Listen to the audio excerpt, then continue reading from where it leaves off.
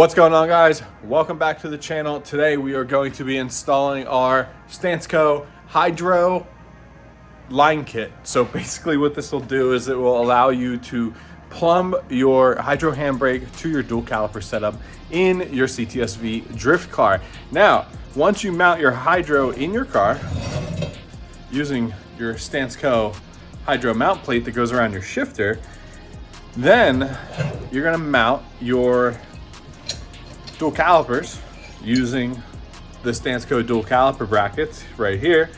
All can be found on StanceCo.jp. And then you're left with how you're gonna plumb your handbrake. Now, we don't sell handbrakes at the moment, and I know all you guys have different preferences on handbrakes. There's ASDs, which is what I have and I love. There is Chase Bays, there's Sicky, there's Willwood, there's eBay, whatever you wanna do, that's up to you. But this line kit is made to work with Willwood master cylinders. Now I know like 99% of the master cylinders that come on handbrakes are Willwood units. So just a disclaimer, make sure it's a Willwood unit. And the banjo bolts that come with the for the caliper ends are also intended for Brembo calipers, which is what our dual caliper bracket kit mounts up. So that being said, in the Drift V here, I have a ASD handbrake, and I did some plumbing to get it to work with some NICOP hardline. And while it's not, this part, I actually kind of like the way it turned out with that nice little twist, but it's not the prettiest thing back there. And then I have the T, and it just gets a little ugly back in the trunk there. So we have our line kit that is going to have the proper banjo bolt to attach to our Willwood.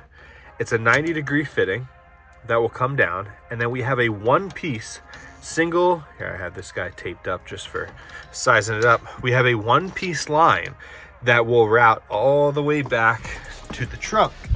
So as we come back here to the trunk, our one-piece line will land right here, and from there we have a bulkhead T-fitting that we are going to be drilling a hole in our spare tire well right there in the center, and our bulkhead T-fitting will then split off to each line that goes to the calipers, and we have the proper banjo bolts that attach to our Brembo calipers. So in this video, we are going to do a full install of this, and you know, I will be uninstalling my hard lines, but you know, you guys can skip that part if you haven't installed lines yet. But otherwise, this is going to be just a complete install of the line kit. So again, StanceCo.jp if you guys are looking for this line kit, and let's get started.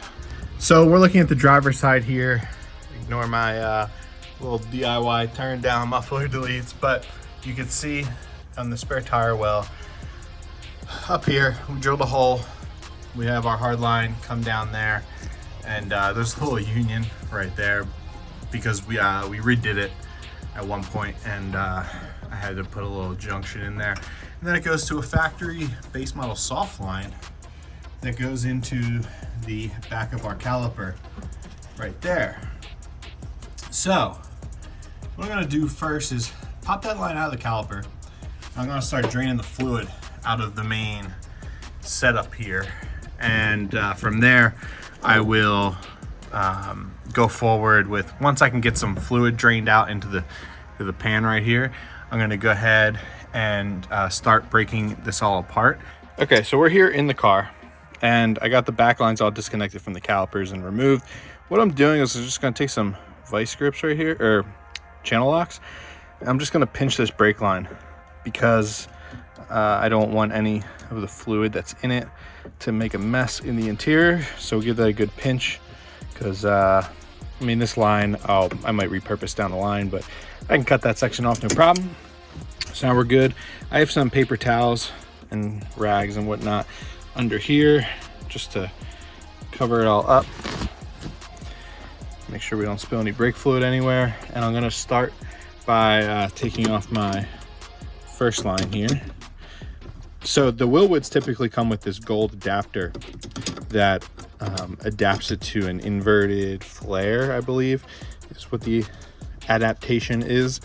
And I'm not going to be using that. So see, we got some brake fluid dripping out there, but it shouldn't be any more than what's in this little turn. There we go. See, we're good. So we're going to be using a banjo. So we're going to want to remove this guy. Get that guy loosened. And we'll get it removed. And once this guy's out, I am going to show you guys, we have a nice flat machine surface here, which is perfect for our crush washers. And I'm going to get the rest of this line out. I have it zip tied to some things. So I'm going to get the rest of this line out, get it out of our way, and then we're going to start fresh with the StanceCo line kit. So in the box, you're going to receive 3 lines, 2 shorter lines, and 1 longer line. The longer line will have your 90-degree fitting in one side, and your shorter lines will have the smaller banjo bolts in one end and your bulkhead in the other, just to kind of give you reference on where things go. The bulkhead includes a nut to screw it onto the chassis, and then we also have our 3 banjo bolts. So the 2 small banjo bolts are going to be your caliper side, and your single banjo bolt, the larger one, that is going to be your handbrake side. So we're going to start off by bringing our long line and our bigger banjo bolt into the car, and we are going to get the front end installed first, then we'll move to the back. Now we're going to route our line, just lay it in there down low, and leave it loose on the banjo fitting like so, just so you can get it lined up, but then just keep it on there so that your banjo, it helps you as a point to grab on for where you want your banjo to land. So with the banjo, you're going to have a copper washer like so. You're going to slide it through the banjo fitting, and then you're going to slide the next copper washer on after that. So basically you have a copper washer on each side of the banjo fitting like so, and then you're just going to line it up with your hole here, and we're going to get it screwed in.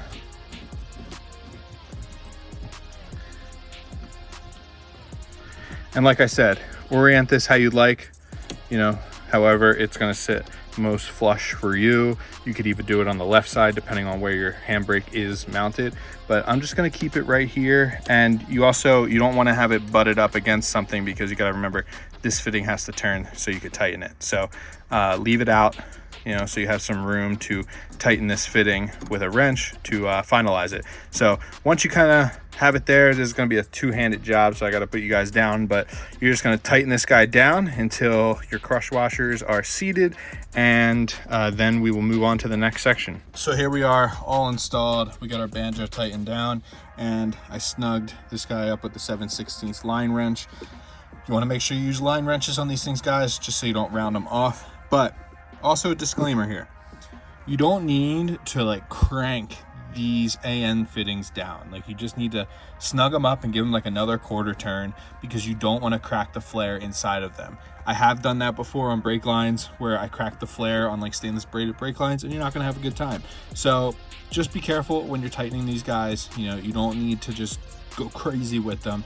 Snug them up, give them another quarter turn.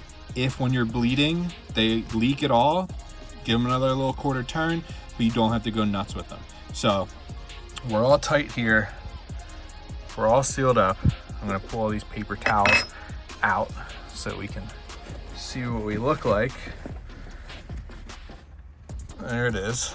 We have our line routed down here, so we're going to get it run back into the rear, get our bulkhead drilled and put through, and start running some lines to some calipers. All right, guys, so under the car, here's our spare tire well. Here's the back bumper. We're just gonna go up. Let's get the light up in there. Up there in the spare tire well is gonna be the middle of it. And that gap is where, let me zoom in. That gap is gonna be where our banjo, or our bulkhead T-fitting is gonna sit. And see that little spot? So that's the hole that my self-tapper went through. It's not perfectly centered, so I'm gonna go about it. I'm probably actually Now I'm gonna go about an inch to the left because I want this thing to look centered in the trunk. I don't want it to look off-centered. So we're gonna go about an inch to the left of where that spot is. Now, I will say, it's gonna be hard to reach up there with wrenches. So we're gonna assemble our bulkhead T-fitting outside the car. That way we can just feed it up and put the nut in from the trunk. And I'll show you guys what I mean by that. So here's our line. What I'm gonna do is I'm actually gonna tighten these fittings on the bulkhead T. I'm gonna take our nut off. That way, I could just feed this up, put it through the hole in the trunk, and these guys are already properly tightened and attached, and then we could just feed the lines through to route them to the calipers. So it'll just make it a little easier because it is a tight space, but it keeps all this stuff really out of the way from any harm. So I'm gonna tighten these up again with our line wrench 7/16, and we'll get this all finalized, and then I will drill the hole and we'll keep on moving along with it. Hole drilled like so. So I got it just kind of pushed through here, pushed up in there enough that it's kind of just holding and level like so. So now I'm gonna grab the nut back on the top side. We'll get that nut tightened down, and then we will route these guys. So I went back out here. I went on the in between the sway bar and the spare tire well instead of in between the sway bar and the subframe, just because that's where the lines you're going to want to route them out that way anyways. So I figured I'd do that, and it just kind of makes it easier. But kind of whatever you want to do there. Reaching my hand up here is how I got to the hole. And now again, you guys can also do your hole on the bottom of the spare tire well.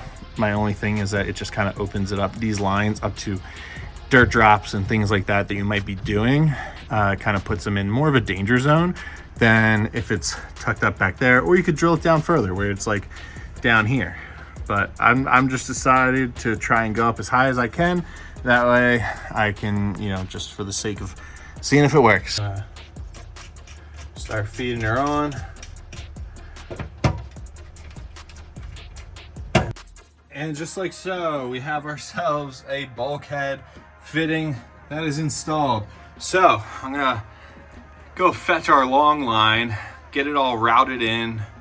I don't have a back seat or anything, so it's a little simpler than probably what some of you guys are gonna be doing as far as routing. But I'm gonna go get it tucked away and out of the way, and then I'll jump back in with you guys once I'm ready to hook it up here to the bulkhead, and then we'll run the other lines out to the calipers, and then we should be able to start bleeding this thing.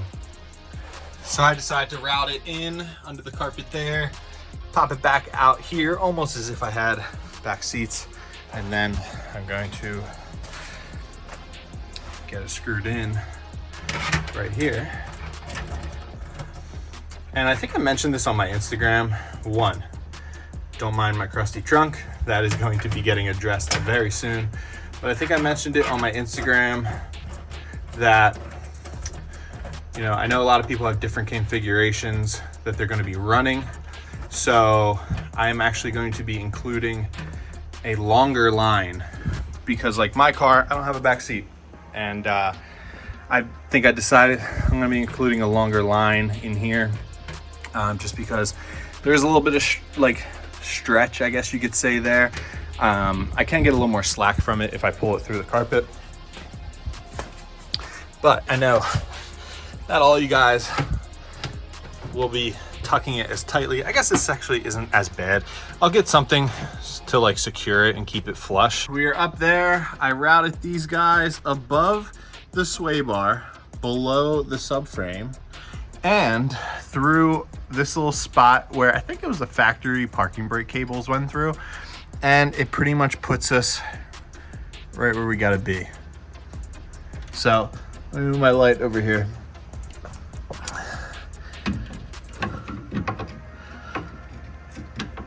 And with that, we can get started. Again, we have our little banjo guy here, same as before, First one goes through with a copper washer. Second one goes on the end. And then you guys are gonna watch me try and struggle doing this with one hand. We're gonna come up right into our caliper, swing it down so we have room, and we're gonna start threading. Once we got that guy to start threading in, same deal. We're gonna want to keep our line straight down. That way we don't have any interference with the sway bar or with our wheel, anything like that. So when you tighten the banjo, just make sure that you got this guy kind of just facing straight down. So on the left side, mimicked the same thing. We routed it over.